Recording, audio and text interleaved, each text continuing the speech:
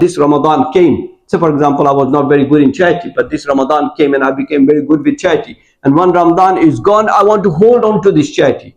And this means that I've increased in taqwa. So every Ramadan goes, we need to become a better believer. And so inshallah, our ranks in the paradise will also go up. Everyone is not the same. We know that everyone's level of iman is different. And Ramadan should give us that push in terms of becoming a better believer than we are. A person who controls their tongue during fasting should continue to control after Ramadan. Alhamdulillah, we see a lot of us, we are holding on to our anger, loading out a lot of the things happening. We are becoming patient now, alhamdulillah, a lot of us. But when Ramadan goes, that doesn't mean we lose that patience. Alright? And the discipline of Ramadan should continue throughout the year. So the common misconception we have, and unfortunately I have to say this, but this is the reality. A lot of the time people think this discipline or something that we are not doing at the month of Ramadan is only for month of Ramadan. And as soon as Ramadan finishes, I can go back to my old habits. Okay? I can go back to my old habit as I used to do. But that is not the purpose of Ramadan. But the purpose of Ramadan is to hold on to any of the good deeds that we have managed to do in Ramadan. So let's take an example, brothers. Alhamdulillah, all of us been doing Taraweeh. Alhamdulillah, it's part of the night prayer, right? And Qiyamul Layl. Alhamdulillah, when Ramadan is gone, can we hold on to two tahajjud? Two tahajjud, we're not asking for, long 4 or 6. If you can do more, alhamdulillah, but can we hold on to two tahajjud? Alhamdulillah, after in month of Ramadan, we have done lots of charity. But when the month of Ramadan is gone, can I continue to do, a few pounds a week maybe? Or, a few pounds a month? This is the purpose of Ramadan. And when we continue to hold on to these good deeds, this is what it means that we are increasing in taqwa, that we have actually achieved taqwa. But if we haven't, we couldn't manage to hold on to any of these good deeds that we have attained in Ramadan, that means we have not increased in taqwa. And again, reminder what our Prophet ﷺ said. قال رسول الله صلى الله عليه وسلم أحب الأعمال إلى الله أدومها وإن قال. The most beloved deeds to Allah are those that are consistent, even if they are small. So brothers, don't underestimate, if I'm just paying £1 a day, it's not much, it's not going to make a difference. No, in the sight of Allah, it is big. But what is more important is that we are consistent with this deed. And so this brings us to the last 10 nights of Ramadan. And this is a very good opportunity to finish on the high. And based on what I've said, we can inshallah make the best use of these 10 nights in terms of making sure that we are more effective in our ibadah and we are working towards achieving our vision. And what about this night, brothers? We have had this so many times. But one aspect of this night is Laylatul Qadr khayrum min alfi shahr. It is a night which is better than 1,000 months, which equates to roughly 83 years. 83 years. Can you imagine if one of us was to worship Allah for one whole year without a break? Is it possible? It's impossible. We can't do. What about one full day? No, it's impossible. Right? We are humans. We have weakness. Right? We do ibadah, we sleep, we got to do other things. But this is a special bonus from Allah that one night will fetch you 83 years worth of ibadah. So we as believers, we need to wake up. Prophet ﷺ, he used to tie his belt and get down into ibadah. He's the messenger of Allah ﷺ. He was always serious with his ibadah. But he used to get down into ibadah. And that is the Prophet of Allah ﷺ. So all of us need to make the best use of this time in making sure that we are seriously in our ibadah and crying out to Allah, Allah, this sin, please forgive me. Allah, I've not been nice to that person. Allah, please forgive me. And if there is anything you owe to anyone, give it to them straight away. And then get your account clear. If Ramadan has gone by, brothers, and we have not got our sins forgiven, then indeed we have lost out. And this is why it's very important that we make the most use of this night. And we'll remind ourselves again what the beloved Prophet ﷺ said. Man qama Laylatul Qadr imanan wa ihtisaba ghufira lahu ma taqaddama min dhanbi. Whoever stands in the Laylatul Qadr with faith, seeking reward from Allah, all his sins will be forgiven. Subhanallah. So whoever stands, we had in the first part, whoever fasts in the month of Ramadan, whoever stands in the month of Ramadan. And now the last bit comes, Man qama Laylatul Qadr imana wa ihtisaba ghufira lahu ma taqaddama min dhanbi. Okay, so one hadith in 3 different narrations. So inshallah, let's all of us seriously dedicate our time in the night, in the last 10 nights. Some nations say odd nights, but we should try and do as much as we can in all of the 10 nights. Because in case we don't know, have we started a day early or a day late, we don't know which night it is. So inshallah, we should spend our time in the remembrance of Allah. Alhamdulillah, we're doing Qiyamul Layl in the masjid. Alhamdulillah, that's good.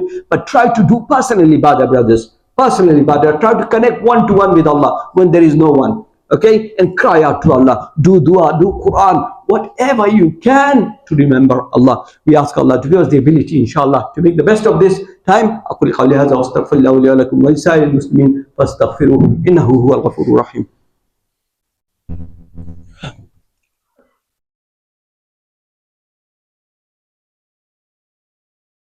Bismillah walhamdulillah wassalatu wassalamu ala rasulillah sallallahu alayhi wasallam. Brothers, in the first part of the khutbah, we looked at the important aspect of what we can hold on to Ramadan. And one of the things as a part of believers as well, that Allah has given us in this dunya with a lot of responsibility, and which we need to fulfill, inshallah, to the best of our ability. And in the few minutes that I have, brothers, inshallah, I'll cover this. And this is the responsibility of everyone. We can see lots of things happening in this world at the moment, right? And this is a proper sign of oppression, right? We as believers, we have some responsibility, right? We have some responsibility that we need to fulfill. And it is not okay for us that we just stay silent and not say anything, right? So this is where, brothers, innocent people, whether they're Muslim, they're non-Muslim, the soul, we have to be, we have to do something in terms of raising awareness, in terms of speaking against oppression. Now we understand everyone has their ability, everyone has their limit. But within our limit, we need to do something. We need to speak to whatever source we can, but at the same time making sure that we are safe. But some of us take the stand that, whatever is happening in the world is not my responsibility. I'm going to enjoy my life. Whatever I'm doing, I have got work, I've got family, I'm going to stay away. No, that is not the approach that we take. We have to do something in terms of speaking to whatever means, whatever channel we can, and we ask Allah to give us the ability of what we do. And one other thing, brothers, very important, and with this inshallah I'm going to finish today, is the reminder that we Muslims, whether we are good Muslims or we are bad Muslim, right, we are the image of Islam to the whole world. So whatever action, whatever deeds we do, right, has an impact on Islam. And so this is very unfortunate for me to say, but this is the reality, and I can't go away from reality. A lot of the Muslim brothers, I'm not sure about sisters because I haven't seen it, sisters. A lot of the Muslim brothers are not fasting or not doing acts of Islam, right? Or they are fasting but doing wrong things at the same time. And when we see non-believers, disbelievers look at these things, alhamdulillah, this has a bad image on Islam. Somebody, a brother, is trying to explain the Islam, tell the beauty of Islam, and then at the same time a Muslim publicly does something bad, this gives a bad image of Islam. Brothers, remember, the non-believers, though they may not believe in Prophet sallallahu alaihi wasallam, but they know Prophet sallallahu alaihi wasallam by default was trustworthy. By default he was a sadiq, he was a truthful, he was the compassionate, he is the one who's to be the most generous. And when disbelievers see this, they expect the same thing from us. But when we publicly do these wrong things, then this has a big effect on Islam. And I just want to share two stories, brothers. And the other day I came out of the masjid, Maghrib Salah, alhamdulillah, me and my son, we had iftar together, alhamdulillah, very high on Iman. We did the Maghrib Salah together, alhamdulillah. And we come out of the masjid, brothers, exactly Islamically dressed. I'm not talking bad about Muslims, but I'm giving an example that we can recover from, we can take lessons from. And the brother, he was smoking just outside the masjid. Allahu Akbar. He spent the full day fasting, prayed the Maghrib Salah. And now he is smoking right in front of the masjid. Of course, this is not a good thing. My son asked me, Dad, why is this? You tell me about being a good Muslim, looking after people, caring for people, for obedience of Allah, but people are doing this. What did I say? I said to my son, yeah, everyone's trying. This brother is trying. Maybe, he needs a bit more time. But but we should not look at anything negatively, but we could to advise people positively. But imagine if a non-Muslim had looked at that one, what image would have got? That it is okay for Muslims to smoke, right? Or it is okay for Muslims to lie. So brothers, my point here is, when you are in public, right? If somebody is not fasting in the month of Ramadan, they need to act as if they are fasting, so that Islam doesn't get the bad image, right? If somebody is in the habit of smoking, which is not a good thing, they should not do it publicly, because it gives Islam a bad image. But that's what we don't want. There are people who are working hard day and night for Islam, giving the message of Islam, giving the dawah of Islam. And when we see these wrong things happening, this gives a bad effect in Islam. And one last point, brothers, on a positive note, with which I will finish inshallah today, is how did Islam get to the Indian subcontinent? Yeah, when these traders, the Tajir, they went to India, Pakistan, Bangladesh of that time, and they saw that these people were so good, in the scales, they have to give extra. They used to give extra. Every time they did business, it was £5, they used to give more. And these people, they asked him, why are you so good? Why are you being so nice? And what did they say? They said, we are not nice. We are nice because we are like this because of Islam. This is what Islam taught us. And subhanallah, they said, if you are so nice like this, we want to be part of this religion. Allahu Akbar, and they do shahada. And this, our forefathers, you see, they were Muslim, they accepted Islam like this. But just by looking at the character of somebody, and accepting Islam was the icing on the cake. So brothers, let's close this khutbah by reminding ourselves that this Ramadan that has gone, can we achieve that level? Yeah?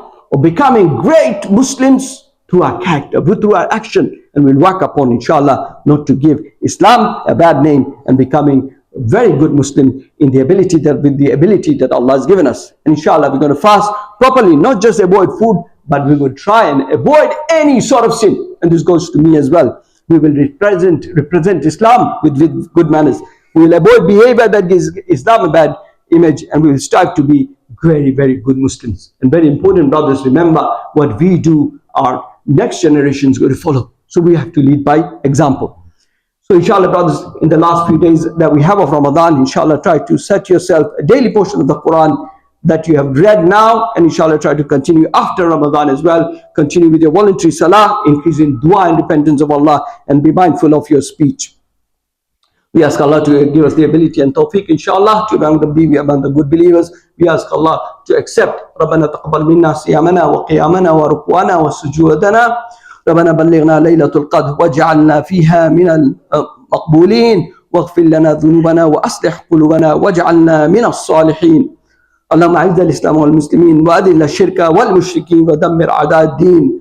ربنا اغفر لنا ولاخواننا الذين سبقونا بالايمان ولا تجعل في قلوبنا غلا للذين امنوا ربنا انك رؤوف رحيم. ربنا آتنا في الدنيا حسنة وفي الآخرة حسنة وقنا عذاب النار. ربنا أبرق علينا صبرا وثبت أقدامنا وانصرنا على القوم الكافرين. ربنا إننا آمنا فاغفر لنا ذنوبنا وقنا عذاب النار. ربنا لا تزغ قلوبنا بعد إذ هديتنا وهب لنا من لدنك رحمة إنك أنت الوهاب. ربنا إنك جامع الناس ليوم لا ريب فيه إن الله لا يخلف الميعاد. عباد الله إن الله يأمركم بالعدل والإحسان وإيتاء ذي القربى وينهى عن الفحشاء والمنكر والبغي يعظكم لعلكم تذكرون. اذكروا الله العظيم يذكركم واشكروه يزدكم واستغفروه يغفر لكم واتقوه يجعل لكم من أمركم مخرجا وأقيموا الصلاة.